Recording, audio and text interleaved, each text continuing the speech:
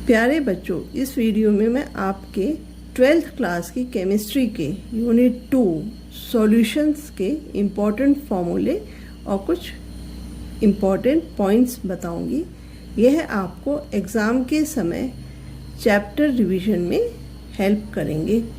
तो हम कुछ पहले टर्म्स देख लें। N को मोल्स माना है, A सॉल्वेंट है, B सॉल्यूट है। तो जो टर्म्स ऑफ कॉन्सेंट्रेशन है, हमारे कॉन्सेंट्रेशन को हम एक्सप्रेस करते हैं मोलारिटी कैपिटल M से, और इसका फॉर्मूला होता है NB divided by volume of solution in litres. और अगर वॉल्यूम को मिलीलीटर्स में ले रहे हैं तो यहाँ पे मोल्स ऑफ सॉल्यूट इंटू 1000 कर देंगे। ये 1000 टर्म जो है ये आ जाएगा। नेक्स्ट टर्म है मोलारिटी, इसको स्मॉल m से डिनोट करते हैं और फॉर्मूला है NB divided by weight of solvent in kgs। और अगर ये weight of solvent in grams है तो फिर से यहाँ पे ऊपर न्यूमरेटर में आप 1000 से मल्टीप्लाई कर दोगे। नेक्स्ट टर्म है मोल फ्रैक्शन, जिसको x से डिनोट करते हैं। तो मोल फ्रैक्शन ऑफ अगर सॉल्वेंट निकालना है तो फिर Na number of moles of solvent divided by total number of moles. और अगर हमें मोल फ्रैक्शन सॉल्यूट का निकालना है तो XB is equal to NB divided by Na plus NB। और किसी भी सॉल्यूशन में उसके मोल फ्रैक्शंस सॉल्यूट और सॉल्वेंट की मिला के ये जितने भी उसमें कंपोनेंट्स हैं, सभी कंपोनेंट्स का मोल फ्रैक्शन का सम 1 होता है। नेक्स्ट टर्म है हमारा पार्ट्स पर मिलियन, जिसको हम ppm कहते हैं। यह है weight of solute divided by weight of solution multiplied by 10 to the power of 6। इसका फॉर्मूला ये होता है। नेक्स्ट इम्पॉर्टेंट फॉर्मूला है मास परसेंटेज, जो कॉन्सेंट्रेशन मेजर करने के लिए काम में आता है। यह है वेट अपॉन वेट। इसमें लेते हैं, यह है हमारा mass of solvent divided by total mass of solution into 100, या weight of solvent divided by total weight of solution into 100।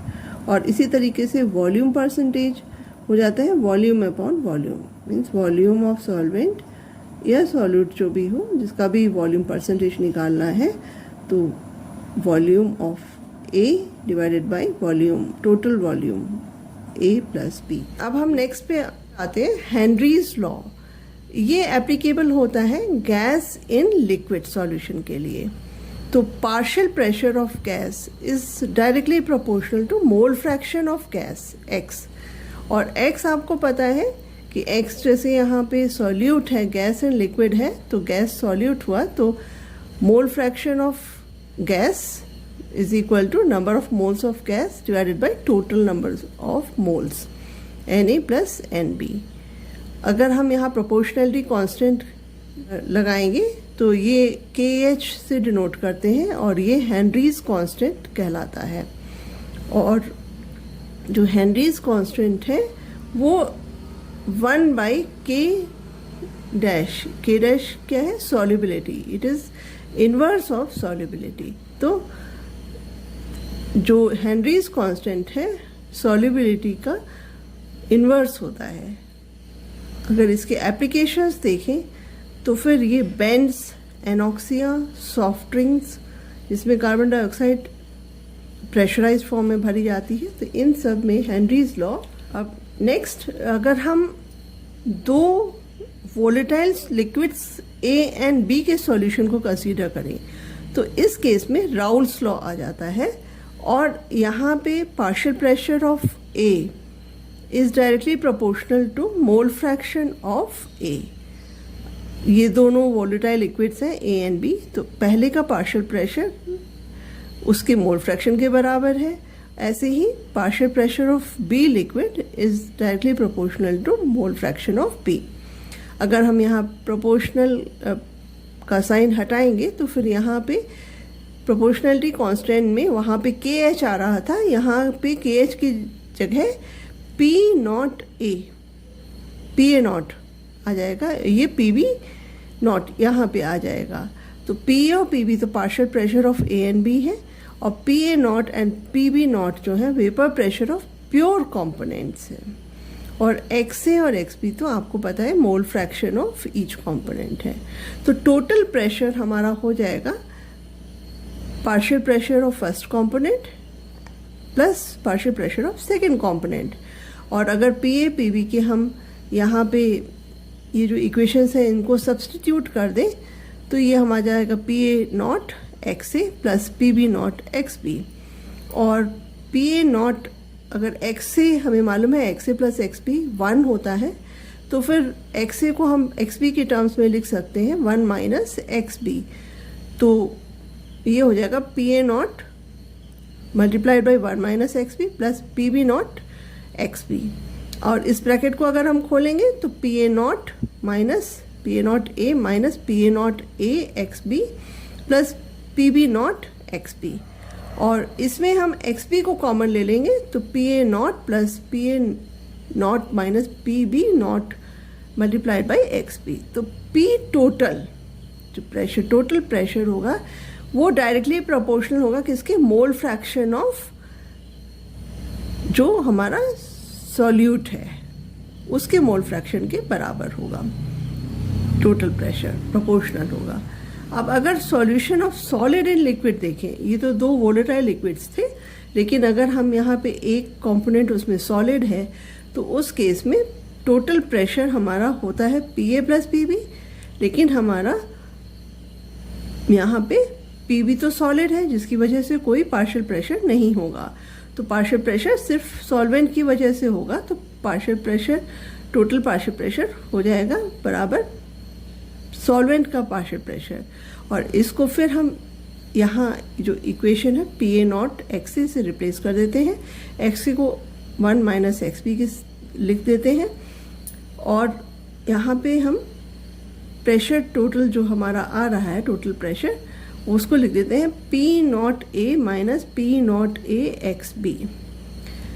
तो पी नॉट ए, अब इसको minus total pressure is equal to P naught A x B.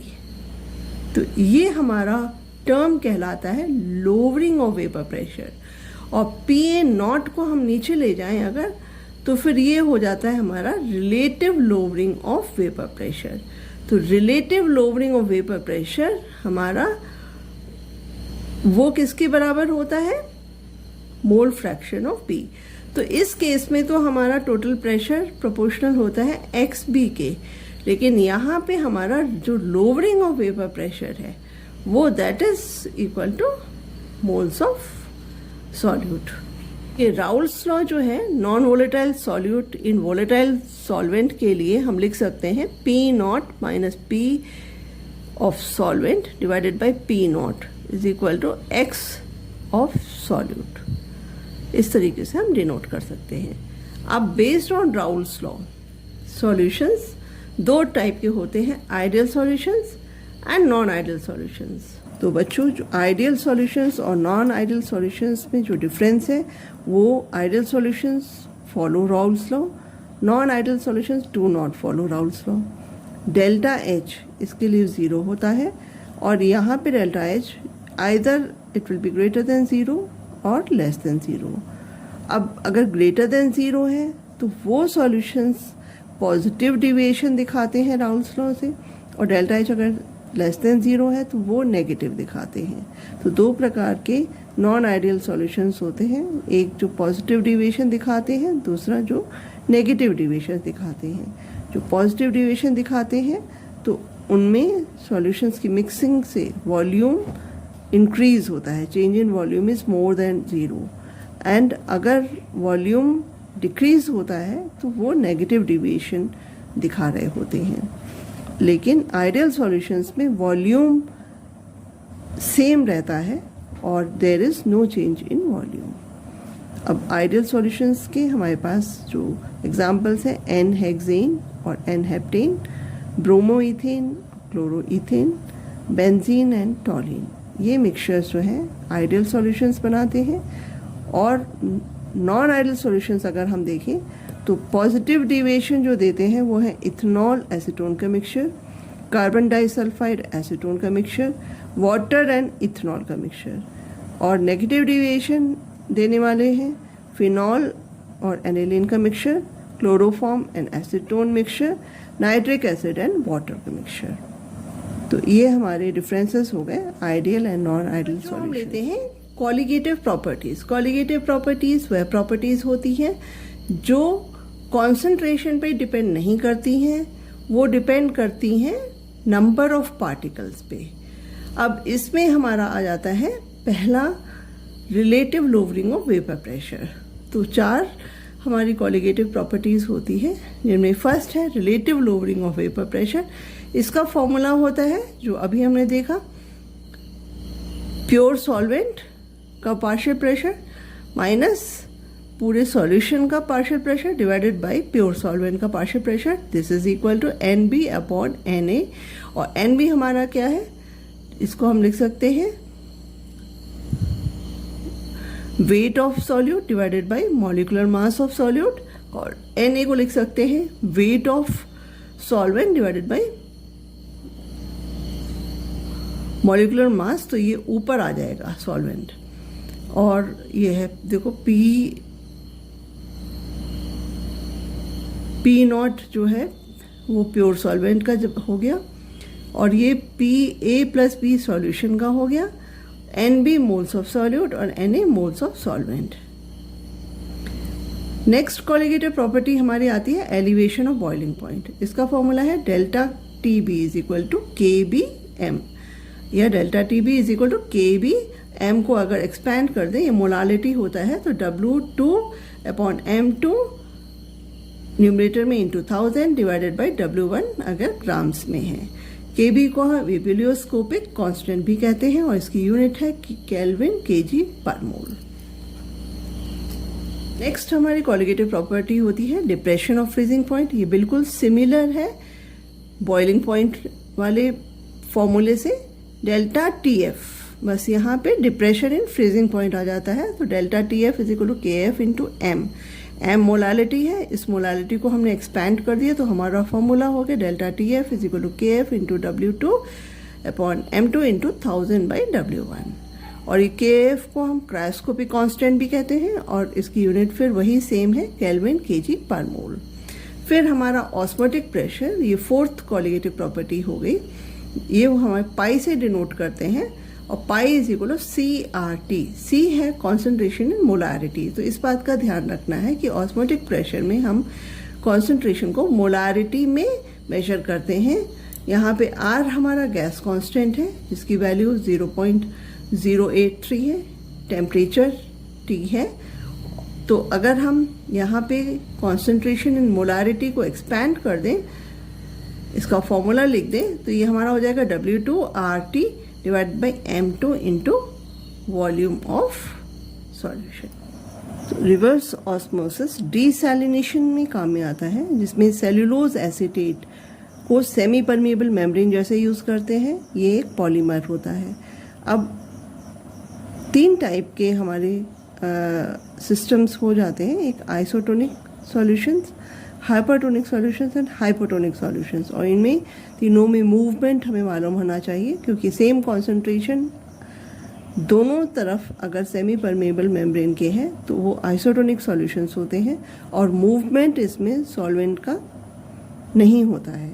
Hypertonic solution में जो बाहर solution है वो ज़्यादा कॉन्सेंट्रेटेड होता है, अंदर वाला सॉल्यूशन डाइल्यूट होता है, तो फिर मूवमेंट सॉल्वेंट का अंदर से बाहर होता है, और ये श्रिंक कर जाएगा। जो ऑब्जेक्ट जो है यहाँ पे श्रिंक कर जाता है। हाइपोटोनिक सॉल्यूशन में जो बाहर वाला सॉल्यूशन डाइल्यूट है और अंदर सेमी परमिएबल मेम्ब्रेन के अंदर वाला सॉल्यूशन कॉन्सेंट्रेटेड है, तो मूवमेंट इसमें सॉल्वेंट का डाइल्यूट से कॉन्सेंट्रेटेड की तरफ होगा, और ये ऑब्जेक्ट जो है, जो भी सब्सटेंस है, वो स्वेल कर जाएगा। अब जो नेक्स्ट लास्ट इम्पॉर्टेंट इसमें पॉइंट है वो है वैन हॉफ फैक्टर I। ये van't Hoff factor correction factor भी कहते हैं इसको, और इसके 3 फॉर्मूले आप लोगों को ध्यान रखने हैं। I is equal to experimental या observed colligative property divided by theoretical और normal colligative property. Second formula है नॉर्मल, जिसको थियोरेटिकल भी कहते हैं, मोलार मास, या एबनॉर्मल एक्सपेरिमेंटल जो आता है वो एबनॉर्मल हो जाता है मोलार मास। तो इनका रेशियो भी आई देता है। या हम आई निकाल सकते हैं number of moles of particles after dissociation और एसोसिएशन, या number of moles of particles before dissociation और एसोसिएशन।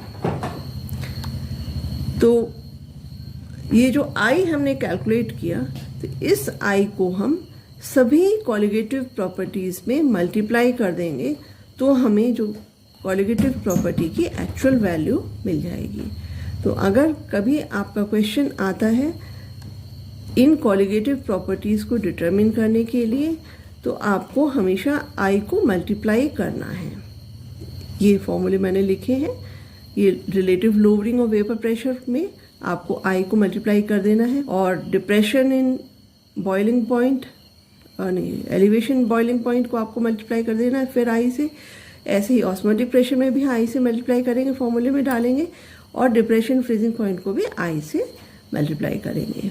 लेकिन अगर degree of dissociation less than 100 या मोर देन 100 है, तो उस केस में alpha is equal to i minus 1 divided by n minus 1। और अगर एसोसिएशन हो रहा है, मतलब नंबर ऑफ पार्टिकल्स कम हो रहे हैं, तो फिर अल्फा हमारा पता वो होगा आई से रिलेटेड है इस फॉर्मूले से, alpha is equal to i minus 1 divided by 1 minus n minus 1। और ये आई की वैल्यू डिसोसिएशन में ये 1 से ज़्यादा होती है और एसोसिएशन में 1 से कम होती है। तो ये सारे इम्पॉर्टेंट फॉर्मूले थे जो आपको चैप्टर रिवीजन के लास्ट मिनट में आप इनसे चैप्टर को रिवाइज कर सकते हैं।